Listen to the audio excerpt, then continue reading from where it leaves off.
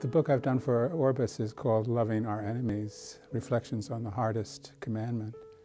Now, it's the question, is loving our enemies the hardest commandment? Some people might say that's relatively easy compared to something else. But I think for many people, the possibility of loving somebody whom you hate and or fear is pretty remote, especially if you think of love as an emotionally charged word. I love, Mario's pizzas. I love my children. I love this or that person. I love my secretary, It could be in the dark side. It could have all kinds of associations that are 99% emotional.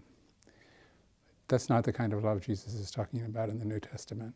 And in Luke we come upon the similar text. Love your enemies, do good to those who hate you, bless those who curse you, pray for those who abuse you.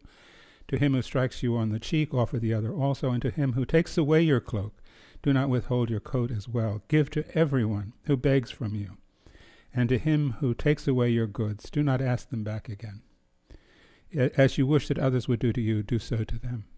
To this process, and it's a process, is the slowly beginning to learn how to pray. Pray for the other. Pray for the person you fear. Pray for your enemy. It's interesting that when in the two gospel passages that have most to do with loving our enemies, one's in Matthew, the other's in Luke, Jesus is connecting directly love of enemies with prayer for them. Within one sentence, we're told to love our enemies and to pray for them. And I think that's the beginning point. If we aspire to take on this part of the gospel, which is, by the way, not an option for us as Christians, it's one of the core elements.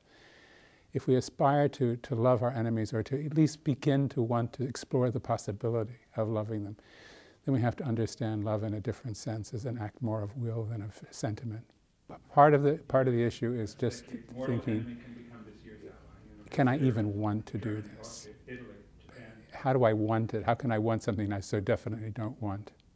And I think it becomes a question of discipleship. You just look and you say, well, this is something that Jesus insisted upon. It's not, in his exchange with the rich young man, if you would be perfect, go sell what you have, give it to the poor, and come follow me. If you would be perfect. Not everything is for the perfect, We're not all called to celibacy. We're not all called to the absolutely zero in the bank kind of poverty. But we are all called to love each other. It's one of the preconditions of loving God. If you don't love your neighbor, you cannot know or love God. This is very basic biblical stuff. It's not something that Jim Forrest thought up in his spare time. But I think it helps when you understand it doesn't have to do with feelings. It has to do with seeking the well-being of a person whom you hate and fear.